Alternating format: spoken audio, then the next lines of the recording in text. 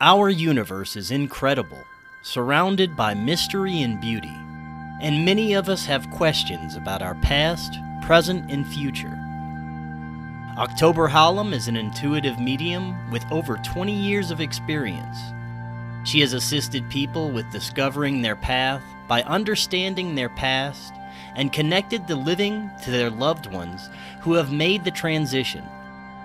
She is currently offering readings through Skype, Zoom, FaceTime, phone, and in person. You can reach her at theancientgift222@gmail.com.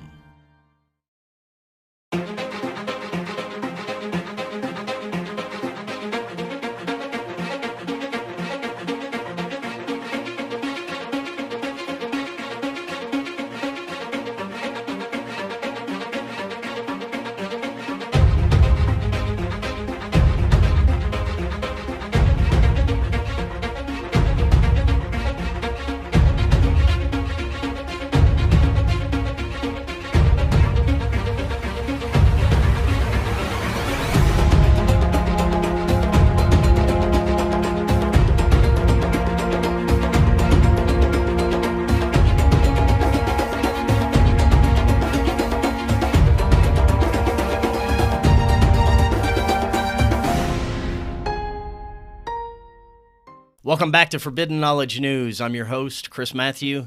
Today, my guest is Morgan Daimler. Before I bring her on, a couple of announcements. This summer, October and I will be filming and producing a documentary. We're going to be traveling across the United States, interviewing your favorite and my favorite authors, researchers, contactees, whistleblowers, and, of course, fellow podcasters. I want to document this unseen revolution of information and conspiracy truth that's unfolding with this mass awakening and exodus of the Matrix. In order to do so, we will ask for your help with donations. We are completely self-funded. Anyone that donates will also be listed in the credits. And if you would like us to come visit you on our cross-country trip, email me at forbiddenknowledgenews@gmail.com. All those links in the description if you would like to help us with our documentary project. Our new free episodes are always available on Rokfin, Odysee, all podcast platforms. If you aren't on Rokfin yet, get there. You're missing some amazing content. Rokfin is where you get all our premium content, but you also get all the premium, all the free content from every creator there on Rokfin.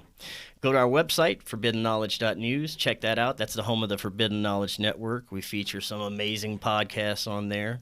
And be sure to follow us on Facebook, Instagram, and Twitter. Also, check out our friends at Fake Mask. Some people, unfortunately, are still being required to wear masks for their jobs or at the airport. Fake Mask has the most breathable and authentic-looking masks on the market, sure to get you on a plane and into work. Click the link in the description. You get 10% off your order. Today I want to welcome Morgan Daimler. She is author of more than 24 books on subjects relating to Irish mythology, paganism, and fairies. She has contributed to multiple anthologies and magazines, as well as taught workshops on these topics across the United States and internationally. Morgan, welcome. How you doing? I'm doing well. Thank you for having me on today. Yes, thank you so much for joining us. I've been looking forward to it. It's such a fascinating topic we're going to be discussing. It has so many parallels with other unexplained or paranormal phenomena. Now, you're an expert on the folklore surrounding fairies and the way these beliefs can and have intersected with popular and modern culture, like UFOs, abduction experiences, and a whole array of high strangeness phenomenon that could be crossing over. So this is fascinating, and this is also your first time on. Tell us a little bit about what got you interested in these topics. That's a long backstory, but I really think it just comes down to personal experience. Like a lot of people, I think, you have experiences that are sort of outside the ordinary for other people, and you end up sort of trying to find some context, some explanation. In my case, I was very, very young, so as I got a little older, I started really digging into the folklore because that was what made the most sense for, my own background and also, the particular experiences I was having. So that's that's what got me started on it. And it's one of those subjects, the more you learn about it and the more you research into it, it's that rabbit hole that just pulls you in. And there's so Definitely. much more to it.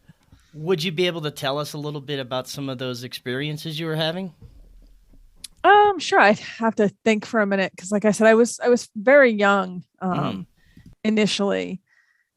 So one of the things that I've talked about publicly before is when I was around 5 or 6 years old. I would be in my room at night, and um, I had one of those rooms where, like, the window, there was a tree and there was a street light, and the shadows would come in. And I was a little kid. I mean, you get freaked out, shadows moving on the wall, that kind of thing. And I have very vivid memories of a redheaded woman sitting next to me, comforting me when I was upset and crying. And at the time, I really don't think I understood who that was or what was going on. Later on, when I got a little older, I sort of put that in the context of a fairy encounter, because some of them can go in that direction. I've certainly had others that were much more in the opposite end of the spectrum. When I was a little older, I actually used to be an EMT, and I had one experience when my partner and I were supposed to pick someone up, and we were early. It was like 4 o'clock in the morning. The ambulance company I worked for, I should specify before I really confuse everyone, did not just do emergencies. We also did like medical transfers. So we were not hanging around waiting for a scheduled emergency. We were, hanging around waiting to take someone for an appointment. And it's like 4 o'clock in the morning, pitch black, probably like February. And I had gotten out to kind of walk around because we were parked waiting.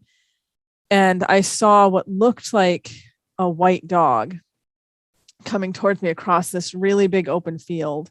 They had fenced it off because it was a construction site. They were going to build some, I think it was like high-rise apartments or something there. And I'm standing there at the fence and I'm watching this dog come towards me. I'm looking around, I'm thinking it's a little weird because there's no humans anywhere. There's no one with the dog. There's no one else in the field. It's 4 a.m. There's no one on the streets. It's deserted. And as it got closer, as it got about halfway across this field, which is a very large space, I kind of realized that it wasn't actually a dog. It looked like a dog, but the front leg, there was just one front leg, and it was like in the center of its chest, which is something we see sometimes with fairy hounds and folklore fairy dogs. And I got completely freaked out. I was probably like 18 or 19 at this point. So I ran around and jumped back in the ambulance, scared the guy I was working with, who was like, what is your problem? What is going on? So I point out to be like, well, there's this dog. And you looked at it, it was gone. There was nothing there. And it was white. It was very easy to see even in the darkness. And there was nowhere for it to have gone. It was this big empty field surrounded by this chain link, construction fence. And that was also kind of the moment I realized, okay, this was definitely it's not a normal situation, whatever's going on here. So it's things like that. Wow. Okay. So we're definitely going to have to talk about fairy dogs here in a second. But before we get to that, what is your basic definition or understanding of what a fairy is? Because, it sounds like, people can confuse them with ghosts or other types of entities. What is a fairy? That is an excellent question. And this is also one of those things that causes massive confusion because particularly in like popular culture in the US and in other places, we've kind of gotten this idea that a fairy is this very specific sort of little Tinkerbell kind of thing, like children's cartoon, tiny winged being. And actually in the folklore and across, many, many cultures, the word fairy is just sort of used as a catch-all term for beings that aren't necessarily clearly ghosts, that aren't demonic, that aren't angels, that, it's kind of this miscellaneous other category. And really the only defining characteristic we have of these beings is that they're connected to this world of fairy, this other world. That's actually the original word fairy was for that place, not for the beings. And then it kind of came to be associated with them because that's the place they come from. So when we talk about fairies, there's actually this huge range of possible things you can encounter. Some of them do look like those little tiny winged things that people expect. Some of them look very human. Most of the folklore and even the modern anecdotal accounts, when you hear people talking about them, kind of like that first story that I mentioned with the redheaded woman when I was a little girl, they describe people seeing things that look very human, but are not, are in one way or another clearly not human. You have things like fairy dogs, which I mentioned. There's fairy cats, fairy horses. You have things that are sort of look human but giant. Things that shapeshift. So you have something like in Ireland, there's a being called the puka, which can look like a human, but can also look like a dog or a goat or a pony, or it can appear in a lot of different ways. So it's a very broad category. Yes, that's super interesting. It sounds like, just a different type of dimensional entity that's existing in, possibly a spectrum or frequency that we can't access with our normal vision. Now, you also talk about the difference between elementals and fairies, and this, there seems to be a lot of crossover there as well. Could you tell us a little bit about the difference there? Sure. And this is something I'm going to make myself sound really old for this part of the conversation. Back in the 1990s, the good old 20th century, when people talked about elementals, it was a very specific sort of being that they were talking about. It was something that was tied to one particular element. So like a water elemental couldn't exist outside of water. A fire elemental can't exist out of fire, that sort of a thing. But there's been this sort of change in the understanding of it across the last 10 years or so, where people are starting to use the term elemental for what I would really refer to as a fairy in most cases. So particularly the sorts of fairies that are very associated with nature or particular locations. And the idea that these beings are sort of outside of the human realm, that they don't operate by human rules. They kind of have their own way of doing things, that they can get very angry if damage is done to the places they're associated with, and that they can be kind of malevolent. A lot of stories you'll run across with elementals, they're not really a friendly sort of thing that you want to run into. So it kind of becomes muddy waters, Yeah. When we're trying to clearly define the difference. In my experience, a lot of times when people are talking about elementals, especially elementals associated with hauntings, what they're really talking about is fairies. They're just not wanting to use the term fairy, either because of that sort of little Tinkerbell association, or because, there's also this wider sort of pop culture idea that fairies are good and helpful and, positive sorts of beings exclusively. Right. And, elementals, people that encounter them, that's not the experience they're having. So it's sort of this term that's being applied for that. I hope that makes sense. It A lot of does. things with this subject get very confusing. Yeah, I mean the whole, ufology, paranormal, it all parallels and gets very confusing. It's like an onion you can never completely unpeel. Let's talk about sticking with fairies. What do you think their interest or relationship or agendas with humans typically are? Ooh, getting right to the really meaty questions. um, that is a great question, and I really like the way that you phrased it. I think, to be fair, before I get into the rest of this, I think there's layers to this onion that we will really never know. There's potential reasons for fairies to be interested in humans or interacting with humans that are just sort of beyond our understanding. Traditionally in folklore, the reasons that fairies tend to be interested in humans are usually not particularly healthy for the humans. So we have a lot of stories, and people who are familiar with like UFO and alien material are going to see a lot of similarities coming up in what I'm about to say. We see a lot of stories of humans being stolen or taken away, oftentimes for like breeding purposes, I guess would be the nice way to phrase that. Right. Producing children, because it's said that the fairies are that is an area that they kind of struggle with, so they'll steal humans to help. Again, I'm trying to like phrase this as nicely as I can, but I'm sure everyone can figure out where I'm going with this. Yeah. Sometimes they take humans for entertainment. There's certain types of humans that they'll take and give back, and that seems to be an aspect of the relationship between humans and fairies that's a little more healthy. Like musicians, they're very fond of stealing musicians, but they let them go afterwards. Midwives, tying into the thing I was just talking about, because they don't have a lot of births themselves. When they need a midwife, they tend to borrow a human one, and then they return her. But there are also fairies that are predatory in nature. So we have stories of fairies that target humans because the human is a food source for them. So when we're talking about sort of that wider subject of fairies and humans and that connection, it gets very, very complicated. There's very clearly a symbiotic relationship going on.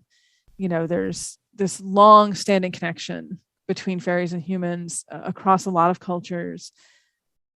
Sometimes it's okay for the human. A lot of times it really doesn't work out so well for the human involved, but it's definitely something very deep-seated. There's also a lot of speculation because when we look at stories with fairies, it seems like they tend to either mimic or imitate human culture that's around them. There's a lot of stories about they'll appear dressed like a generation or two behind the current trends. If there's a new human technology, they'll show up asking to kind of borrow it or make use of it. And then sort of as human culture changes, that keeps pace, if you see what I'm saying. So, there's also some interesting aspects of that. Like, what could that mean? Why do they do that? It's a lot of interesting food for thought, I think. Definitely. And I've heard kind of stories and older tales that humans getting involved with these are sometimes asked to do tasks or maybe kind of be somewhat indebted to these entities in some way. Have you ever heard anything like this? Oh yeah. There's a lot of material in the folklore, and I tend to say the folklore a lot, but to be clear, like this isn't just in history and in the past, like Right. up through today when people talk about modern encounters. There's a lot of stories of people who are told, that, for example, the fairies would help them with something, but they had to do something or not do something. Like either, for example, like you can't talk about it, you can't tell anyone else. And if you tell someone, then you lose whatever the benefit was.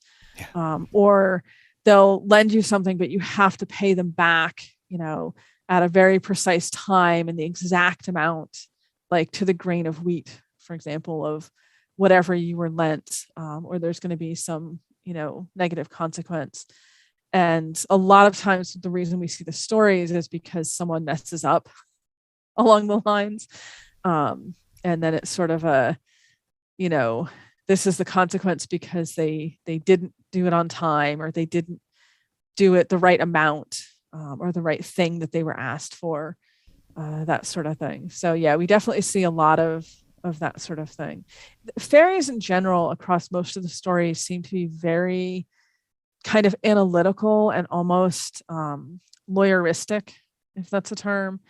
Yeah. They're very into like contracts and agreements, and things have to be done precisely, or there's going to be consequences. That's some crossover kind of with like demonic entities and some, contracts and, stealing of people's souls or selling of people's souls. That's what that reminds me of as well. Yeah. Yeah, there's some crossover in some of the folklore more sort of explicitly, that kind of says that the fairies have a connection to that sort of energy. And again, we kind of get to this muddy area where it's a little unclear whether the people who were saying this were saying it because they're so similar. And then that the logical association is, well, if I'm really familiar with like demons and that sort of concept, and now we have this other thing that seems really similar, they must somehow be connected. Or is it because, in this belief that, yeah, they actually are sort of like adjacent. In a lot of the, if we look at like the more Christian folklore around fairies, the belief is either that they're fallen angels that are not good enough for heaven, so they're still kind of borderline angels, or they're fallen angels that are not bad enough for hell, in which case they're seen more as demons, but sort of not so bad demons. It's this weird sort of gray zone. No pun intended for the aliens, but yeah. Yeah, that's so interesting. You talked a little bit about it earlier, the kind of land of the fairies or realm. Often in these stories, people are taken to a different place that they can't explain, a completely different reality, sometimes kept there for long periods of time, and when they go back, it hasn't only been but a few minutes or a few hours. Things like that also parallel to UFO abductions. What is your understanding of the fairy realm, or where these people are being taken when abducted? This is another of those, I'm just going to start calling them onion questions. It's another of those layers of the onion that there's theories, but I don't think we have any like solid surety with it. Yeah. There are some people who feel, in modern terms, that fairies are a sort of interdimensional being. And some people fear they're kind of an extra dimensional being. So, the idea would be that the land of fairy, the place that they come from, is a place that is effectively an alternate dimension. It's another reality that is either a deeper level of our own, hence interdimensional, or adjacent to, attached to ours, which is the more extra dimensional view. Either way, when a person gets taken into this world, they're sort of ceasing to exist in this reality, and they're being brought into some place that has a sort of different set of rules. Time is one of the biggest things that gets mentioned, and again, very similar with UFO abduction stories. But we have accounts where someone went into the land of fairy, and from his point of view, lived there for several years. As clear memories of the daily living for several years, and then violated a prohibition, which is getting back to that lawyer mentality that they have, and was kicked out, because they'll usually tell a human who is in their world or attached to their world, like, there's a certain thing you can't do, or you can't stay here anymore. Whether that's a test of trust or however you want to interpret it, it's a very common thing we see in the stories. So he gets kicked out, and when he sort of comes to, he finds out only 5 minutes have passed in our world, which of course is very jarring and disturbing for him, because he's lived years, and then all his friends here are like, no, it's literally been like 5 minutes. And then we have other stories that go the complete other direction, where people are brought into the land of fairy, or fully or even partially, and then come back, and they think it's only been a night, or a very short amount of time, and then in reality it's been 10 years or 100 years. And usually in those sorts of stories, the human doesn't live for very long.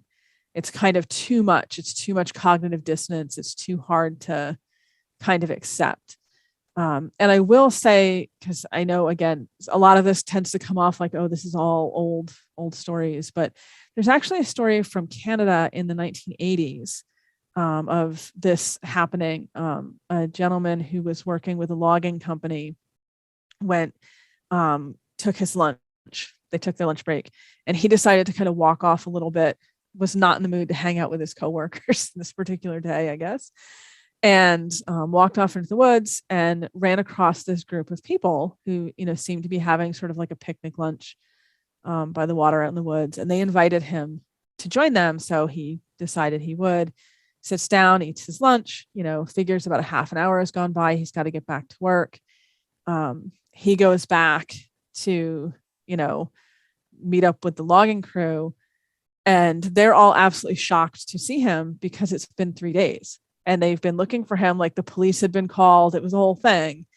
And they assumed either like something bad had happened to him in the woods, or he had just intentionally left, and meanwhile, he thinks they're playing a joke on him because as far as he's concerned, it's been a half an hour. He went and had lunch and he came back. And I think from the way I heard the story, it did take them a little while to convince him that he actually had been gone for 3 days. So, I mean, things like this do still happen. Yeah. Probably not as often, but. Now, most of these stories you hear, I mean, not necessarily malevolent, but they have this kind of trickster type vibe to them. Are there any accounts that you think these fairies may be trying to help humanity? Is there like a duality in this, some good, some bad? Yep, I often will compare fairies as much as they can be compared to anything else, really. But I'll often tell people, like, you need to think of them the same way you would think of humans. They all have their own sort of motivations. Some of them are, or at least appear to be genuinely kind and helpful, and they just want to, do what they can. And some of them are just mean, and you really, really don't want to run across those ones because they will mess you up. They all tend to be described as sort of mischievous, and for the kind ones, that's sort of that very lighthearted, joking around. For the mischievous ones, they will mess you up, basically. For the malicious ones, I should say. Right. Yeah. So there's this whole range, and kind of like humans, it can be a little hard to know which ones to trust and which ones you need to be more cautious of, just based on when you might first encounter them, if you have an encounter. Yes, that's so interesting. Like in that logging story, I'm sure the ones that invited that gentleman to have lunch with them were not meaning to be malicious. They weren't trying to mess up his life. Right. Nonetheless, that was kind of the result, although not in like an extreme way. Yeah, that's crazy. Now, I want to get your thoughts on one of the aspects of this that I've heard from several different researchers and people looking into this is the phenomenon of changelings, that these fairy beings, whatever they are, would steal someone's children, and then instead of giving the child back, they give them back one of their own. They call these changelings, but it looks like a child, and then when the parents get home, it shifts into like a fairy or a bag of sticks or dust or something. What is your understanding of this? Yeah, changeling folklore is found across a wide array of cultures. And, pretty much as you just described it, although I will say it isn't always just children. One of the most famous changeling cases in Ireland, which happened in 1895, was an adult. She was a 26-year-old woman. She actually ended up being murdered by her husband because he was convinced that she was a changeling, and there was a whole trial, and it was like big to do at the time. But yeah, the general concept is, as I kind of touched on a little earlier, fairies will sometimes steal people for their own assorted reasons. And sometimes when they do that, it's just blatant. They just take the person. Other times though, we do see this changeling coming in where the human gets taken and something gets left in the human's place. And usually it's, as you said, the bag of sticks is quite famous. Sometimes it's a sickly fairy baby who then kind of, pines away and dies. Sometimes it's actually an old fairy who's looking for like some cushy fairy retirement, you know, and, goes in and pretends to be a human infant and gets taken care of and, basically waited on hand and foot from the fairy's point of view. And those are usually the ones that we see the stories of them getting tricked into revealing that's what they are. They get caught like playing an instrument, or they get caught out like saying something that is way beyond what an infant should be able to say, kind of a thing. Yeah, it's fascinating folklore. I definitely think that it's echoed in modern terms with alien abductions. This idea of them taking people. The changeling lore itself gets really complicated because it is associated with a lot of like really traumatic and unpleasant things. There were multiple murder cases that happened because of people who killed, I mentioned the case with the wife, but also, killed children because they thought they were changelings. And the usual remedy for a changeling was you make it so unpleasant that you want the fairies to come and take the changeling away and return the human, which doesn't work when it's not a changeling. So, right. Wow. Yeah, now I have to. I'm bursting to get to fairy dogs because when you said that, when you told me that story earlier, that was creepy, man. Just seeing, a dog with a leg in the middle, and it was so strange looking. So, is your understanding that they could have a wide array of fairy type animals? Yes, there's some specific ones that we know that are mentioned. I talk fairy dogs, fairy cats, fairy horses, fairy cows, things like that. Fairy dogs, there's a little bit of variation in sort of the descriptions and what we find. In Scotland, they're said to be these sort of gigantic, like small cow-sized dark green dogs. So very distinctive. You would know it if you saw it. In English folklore, they're usually just large black dogs. In Welsh folklore, we see the white dogs, which is what I had seen. And then in Ireland, they're a little more easily mistaken for sort of human-looking dogs. But again, there's always something clearly not human world about them. They always act in ways that are strange, quite frankly.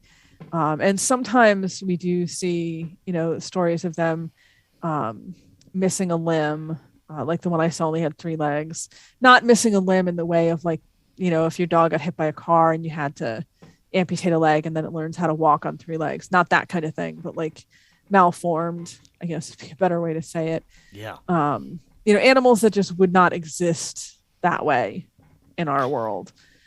That makes me think of Skinwalker Ranch. I know a lot of longtime researchers there that the high strangeness is it's such a wide array of different things, but a lot of the things we're talking about tonight sounds like a phenomenon that people have witnessed near Skinwalker Ranch or other places of high strangeness like this. I'm wondering if it could be like some kind of fairy den or something. It's interesting because I think there are particular locations throughout the world that are kind of like magnets for activity. And when you look at a place, whether it's that one in particular or whether it's, pick any other place that's known for this sort of thing, it's almost like you get layers and layers of stuff going on. So you'll have things that seem to be sort of like cryptid related, and you'll have things that seem to be fairy related, and you'll have a lot of like human ghosts type haunting activity going on. It's almost like it just becomes this like stew pot of any type of activity you can get, you're going to get it in that place. And my personal thought on that is these are probably locations where sort of our reality is a little thinner. And not as sturdy and it makes it much easier for various other types of things to cross over or to manifest or to do whatever they're going to do. Lep Castle in Ireland is another one that people will sometimes mention as a place where a lot of things seem to be going on. There's a lot of human haunting activity that people have talked about elementals there. People have talked about fairy activity there. So it just seems to be that certain places in our world are just prone to either drawing these things to it, maybe because of the energy that's there, or making it easier for these things to happen, if that makes sense. It does. And you mentioned cryptids, and I was also thinking about that, different type dogmen, even, Bigfoot may be kind of in that same realm that we're discussing right now, right? Yeah, there's actually a lot of interesting conversation, I think, particularly around Bigfoot, Sasquatch, and he, goes by many names around the world, all of those things, and exactly sort of where and how that fits in. Because a lot of times the collective, we tend to lump that in sort of as a cryptid, but it really is folkloric. It's part of the native beliefs in the areas that it's found in, and it's been there for a very long time. And a lot of the things that it's known to do, or the way that it's described in the folklore and in modern stories, really kind of borderline or cross into what we would maybe call the supernatural, appearing, disappearing, is one of the immediate things that comes to mind. And it does, I think, become this really fine line of how are we going to categorize this? Like, how are we going to understand it? Or is it just its own completely separate category? It just, we have angels and demons and ghosts and fairies and Sasquatch, just kind of its whole own thing. Right. But it's a fascinating discussion. Joshua Cutchin wrote a book called Joshua. Trojan Feast. Yeah, I've had him on Joshua's a couple of times. Oh, awesome. Yeah, he's a great guy. I'm friends with him on social media, naturally, because social media is the center of the known universe. But his book, Trojan Feast, he really gets into this fascinating crossover with fairies and Sasquatch, and then, of course, the, alien phenomena as well. And the more you kind of dig into it, the more similarities you see, the more you really have to start, wondering what actually is going on here. Yeah, the crossovers are amazing, and the more and more I look at it, it's just the connections are undeniable. I sometimes think that it's all just connected to not the same phenomena, but it's all connected because it's all part of the same thing. I think that I don't know if we're ever going to understand it, but I'm glad that in the past few years there is more of a developing interest in the mainstream and more people kind of taking it seriously and looking at it, so that's encouraging. Now, one of the things you talk about is possibly rerouting roads has something to do with this phenomenon in Ireland. Yep, Ireland and Iceland as well, yeah. It's basically the idea is that when we're looking at fairies, in the case of Ireland, the Huldafolk or Alfar in Iceland, but the idea is that these beings are very territorial, that they have particular places or particular things that are very strongly associated with them that they consider to be theirs. So in Ireland, we see most often this is fairy trees, which is usually a lone hawthorn in a field. Which for people who aren't familiar with hawthorns, which I assume is most people, that is weird. Like they don't grow by themselves. They tend to grow in like clusters and groves and big groups. And so when you just have one kind of on its own, that's unusual. And so the idea sort of is if you have one growing by itself, there's something supernatural to it. And it's seen as kind of belonging to the fairies, to the good folk.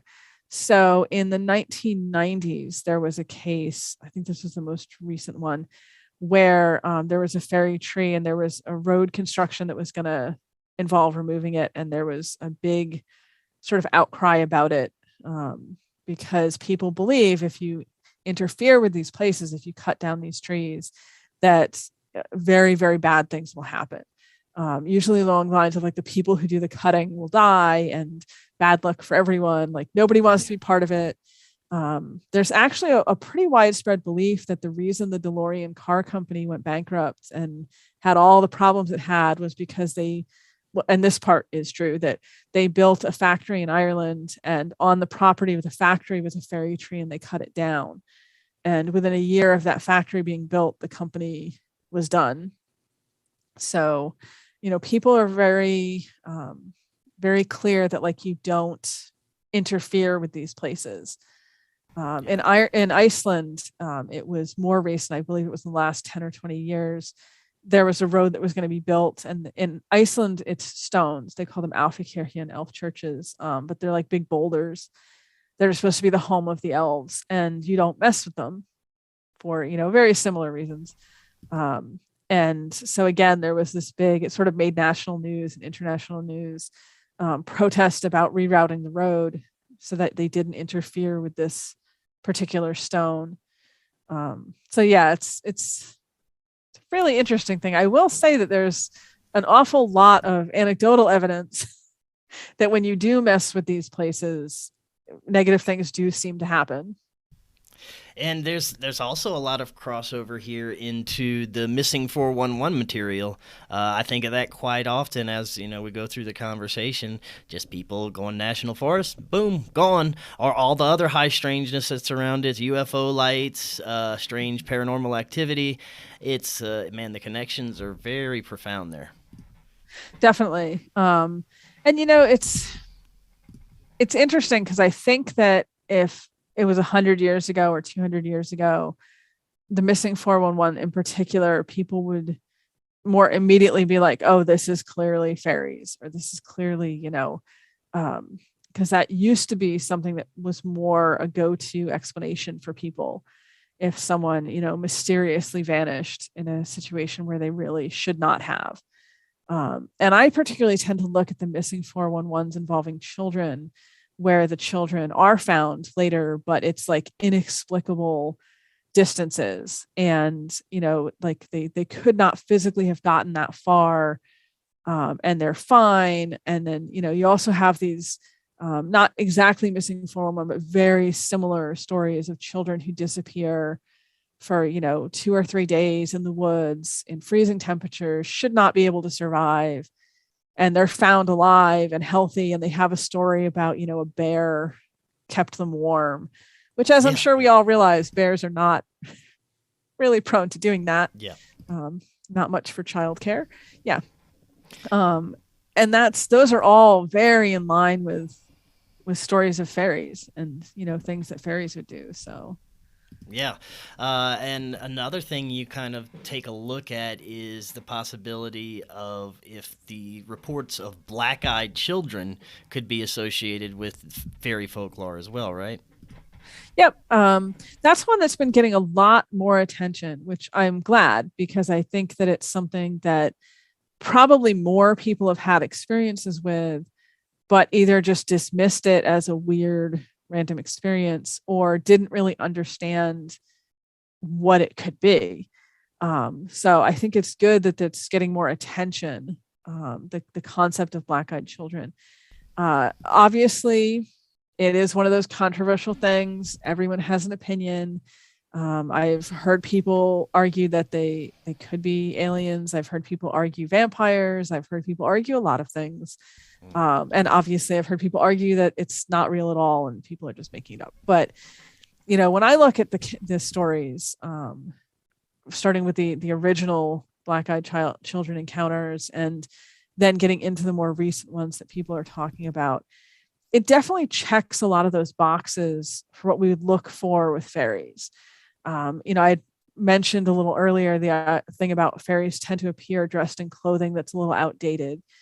A lot of the black-eyed children, for the accounts that I've read, appear sort of in outdated clothes, not into pioneer times outdated, but enough that the people seeing them think they're dressed a little strangely.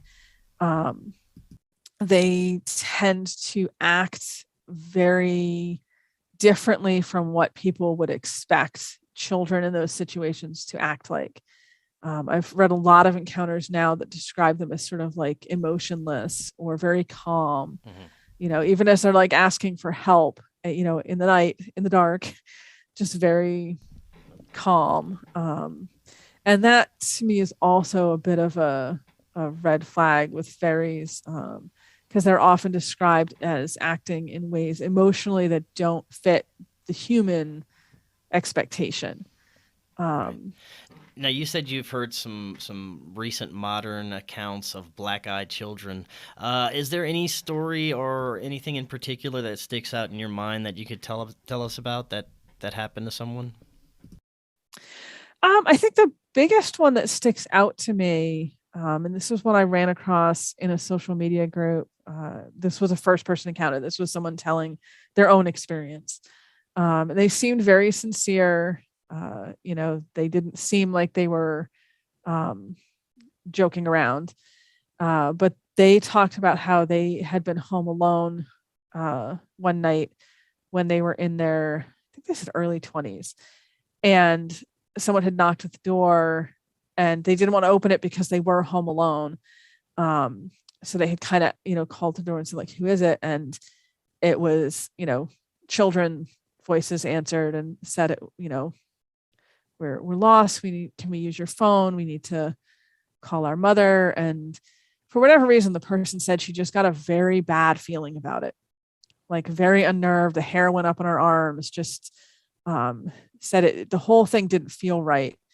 And so she had said, well, if you stay there, I'll call the police, to come out. And the children then sort of started trying to convince her not to do that.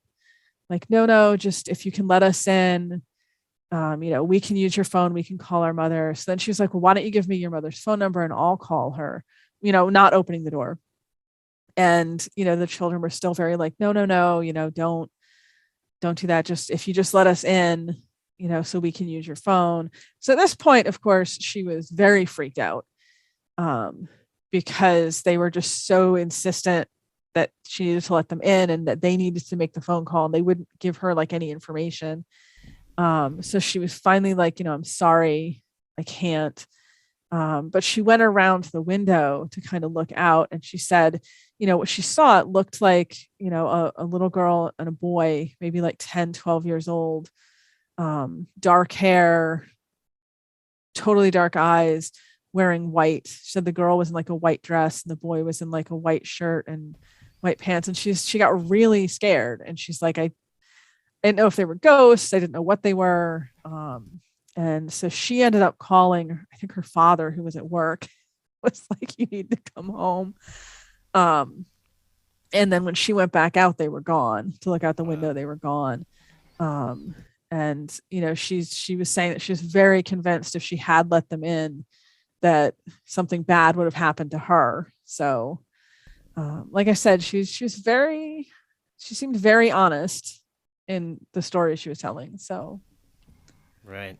Now, another thing that this makes me think of is kind of more of the dark arts occult rituals that you hear about of the past, where individuals are actually summoning entities from different realms, and they like we discussed earlier, either have a task for you to do, or they want to steal your soul, or have a contract or something like that. Have you explored any connections between ritual magic and these entities? sure. There's a long history with fairies and ceremonial magic, ritual magic, Hmm. going back at least 400 or 500 years that we can find. Particularly the idea people would summon them to find treasure or, to reveal Yeah. where like gold was. you know, it's got nothing better to do with your time. I guess you Right. can go through this long invocation process so that fairies can tell you where money is. But yeah, it's definitely something we see. Usually with fairies, what they would want in exchange or like for payment, often stuff that like we as humans wouldn't necessarily see as super valuable. Like there's one account, you can find this in the Book of Oberon. It's a book that came out in, I think, 2017. Daniel Harms was one of the authors. I can't remember the other two, but it's like a collection of ceremonial magic kind of stuff from the 16 and 1700s. And basically what you're paying the fairy with is dinner.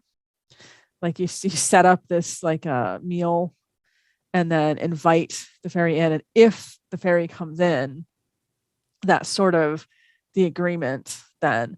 And then they would help you do what you needed to do. So to us, as humans, you sort of thinking, well, that seems like a really strange thing. Like you're paying them with a meal, but you're getting, gold or treasure or whatever it is you want to find. And I think some of that is because when you're dealing with these beings, they're so not human that you kind of have to not expect that, don't expect human emotions, don't expect that whatever they might want is going to be something humans might value. They have a whole different set of priorities going on. So it's interesting to kind of look at. I haven't seen one yet where the fairy wants the person's soul, but that doesn't mean it's not out there. Right. Man, this is so fascinating. There's so many kind of aspects and roads we could look at. You also kind of explore the question of if technology can affect fairies, or can we record them? Can they manipulate it? What have you come up with that? I really wish, like my dream in life is to get one of these like ghost hunting professional groups to instead try to investigate fairies. Because I think that could be super fascinating. And I suspect that a lot of the technology might cross over fairly well. I will say that when we look at things like EVPs, electronic voice phenomena, that seems to work really well to record human spirits and things along those lines, but not so much for fairies. I think when we hear fairies, you'll hear them like with your ears at the time. They don't necessarily show up like in a inaudible way. I do think that it is possible to capture them on film. I don't know that I've really seen that done, but I also don't think most people are out there trying. There's been a couple cases watching the shows with people who do the ghost hunting, because they are fascinating shows, where they think they're going after a human ghost, or they think they're in a situation which is like a typical haunting. But a lot of the stuff that's going on to me seems a lot more like it's probably fairies. And there's been a couple of cases where things get caught like on the infrared camera, that they can't explain. That doesn't look, for example, like a clear human figure, but there's something going on. And I strongly suspect that might be more like fairy phenomena that has been captured. It's just not understood. So I think that if you had a team equipped with some of this stuff that went into a place that was really well known for fairy phenomena or even cryptid phenomena, I think they would have some interesting results, at the least, for sure, investigating with this. Yeah, that'd be super interesting to do something like that. I would love to see it. Yes, I would too. You also write about other types of kind of mythological or paranormal beings. One of them is, I believe it's pronounced the Dare-Do, Ireland's ghostly vampire. Could you tell us about that one? Yeah, it's a fascinating story. And there are some people who've kind of speculated that this is where Bram Stoker, who was, of course, Irish, got a lot of the concepts that he sort of rolled into his Dracula story. The Dare-Do is basically a story that kind of got passed down in folklore. We, of course, don't know if it's real history, if it actually happened, or what, just because of the time period. But supposedly it was a young woman who had, fallen in love, unfortunately, with the wrong sort of person. So her father was against it. And instead, her father sort of arranged this marriage to this wealthy landowner or lord. And he was just a terrible person. And so she had kind of sworn that she would never marry him, was sort of forced into it anyway. And then fairly immediately after the wedding, threw herself from a height. Often it's said to be like from the highest part of the keep, the castle that they were living in, obviously to her death, and had sort of sworn before she did this that she would get revenge. In some versions of the story, the person that she was in love with had also been killed before this. So, there's some variations in the folklore that's rolling around out there, but basically, she is then taken and buried, and she does not stay that way in classic vampire fashion. She then returns and sort of starts on this vengeance that she had promised, and starts killing these various people initially that were associated with why she had committed suicide, but then it kind of branches out from there, as mass murder tends to do. And she was sort of known again for the blood drinking. And so finally, the sort of end result was that to keep her from rising out of her grave once a year, which is what she was known to do, they piled a lot of stones, heavy stones on top of it, which is supposed to be the reason she's not seen anymore, that she's still there. Yeah. She was not like destroyed or defeated or anything, but she's sort of held in place for the moment. There's a really interesting movie that just came out called The Boys from County Hell. I saw that. Which is an Irish film. It's such a good movie. Yeah, it was good. A similar concept there with the Abertac and the idea that the stones held it in place. And when someone comes along and moves the stones, you kind of free the thing that's there. Yeah. Similar concept in the folklore to what we see with the Derek. So, yeah. And like I said, a lot of people feel that Bram Stoker at the least took some inspiration from this, because obviously his version of Dracula is not very much like the version of Dracula that we find in Romanian folklore. Yeah. He kind of gave it a different direction. For sure, but man. Yeah, but we do have this nice Irish vampire folklore, which kind of fits in a little better with some of what he wrote. So now, one more thing I want to close out on, another entity that we have here in your talking points is the bean side. Did I pronounce that right? Oh, Banshee. Oh, Banshee. Wow. Yeah. All right, the Banshee. Yeah. Sorry about that. Irish is Banshee, and I tend sometimes to forget and not write it in the English. So my apologies for that. Yeah, I've never seen it written like that. That's interesting. Yep. Yeah. Banshee, it literally means fairy woman, in the Irish. And of course that story, that folklore has spread all over the place, very popular. She's a really fascinating one though, because it's, again, we get into this muddy waters with the folklore of, like, in some places she's pretty clearly a fairy.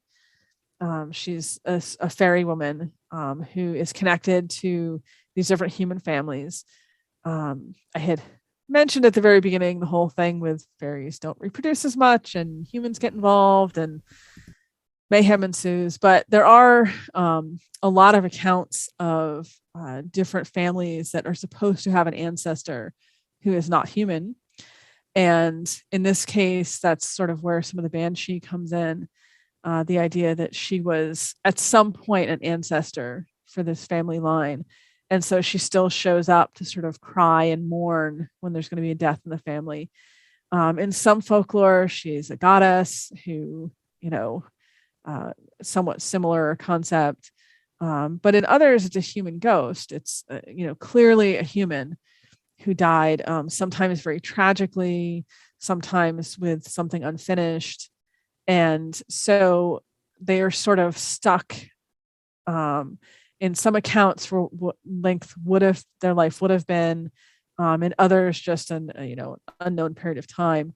doing this job of like mourning and crying when there's going to be a death. But we also have banshee folklore, which is a little darker. There's this widespread idea that they have long hair and they like to comb their long hair, and they'll leave their comb in a pathway or road. But if you find it and take it home with you, sort of like, horror movie style, she is going to come to collect her comb. And if you don't give it to her, bad things will happen to you. But if you just hand it to her, bad things will happen to your hand.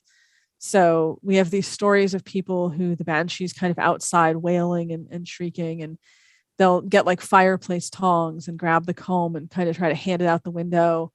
And she'll grab it and they pull the tongs back in and they're all twisted and mangled, because the banshee's not very happy. But, I don't know. She left the comb in the roadway, so it seems like a bit of a setup. yeah, I wouldn't trust it. I wouldn't trust it either. For sure. Now, let's end on this. Since, for years there's been an evolution of exploration of, UFO phenomena, paranormal. Years ago, it was strictly nuts and bolts, and we had this, those that believed in aliens had the firm belief that they were physical beings coming here from different planets in their little tin cans and, for whatever reason, experimenting with us. Well, that's kind of evolving, especially in the past few years. I'm really happy to see a lot of researchers looking at some of the more metaphysical aspects of it and combining it, and I think that's what we need more of in the future, is more different fields of this research coming together to figure out what the heck is going on with all of this, because it's obviously connected. Do you have hopes for the future of this type of research? I do. And I'm very much on the same page with you on this one. And I think it's very hopeful. It's a very good sign that in the last 5 years in particular, things do seem to be loosening up a bit, because as I'm sure you're aware, there used to be some very firm boundaries. If you were in one particular community, then you really, really were not a fan of another particular community. And, there wasn't a lot of sharing of ideas or communication or kind of willingness to consider theories outside of that like very particular viewpoint. But it seems like in the last particularly 5 years or so that people are getting much more open-minded to the idea that it's less that there's one answer to be found and more that there's multiple things going on that are interconnected in some way or that cross over, but that maybe don't have one clear, simple explanation. Kind of like when we were talking about those locations where you get all this different activity, and it's not just this one thing, it's a lot of stuff going on. How are we ever going to figure out why that's happening and why that place, if we're taking such a narrow view? You have to be willing to look at all those layers and all the nuances, I think, if you want to ever kind of get to that understanding. And it definitely seems like we're getting better about that. Maybe not perfect yet, but we're getting better. Yeah, for sure. Well, Morgan, this was awesome. I love the work you're doing. Before you head out, let everyone in the audience know where they can find your books, if you have a website, social media, all that good stuff. Sure. My books are sadly on Amazon, which is where everything is, unfortunately. But, there you go. Social media, I am on Facebook, Twitter, Instagram. That's all under my name, Morgan Daimler. I decided early on to just try to keep it simple, so I'm fairly easy to find on social media. I do have a new book coming out this August. I believe it's the beginning of August, maybe the end of July. Pagan Portals A She, which is specifically looking at Irish fairies. But otherwise, I have way too many books out there already, so lots to choose from. Definitely. Well, I know we kind of barely scratched the surface on this topic. I would definitely love to have you back on in the future to discuss it more. Definitely. There's so much to it. Yeah. We could talk for hours and hours and hours and still not get all of it. For sure, yeah. I love stuff like this. Morgan, thank you so much. Definitely. That was fantastic. I hope to be talking again in the future for sure. And until next time, everyone, have an excellent evening. We'll talk again tomorrow.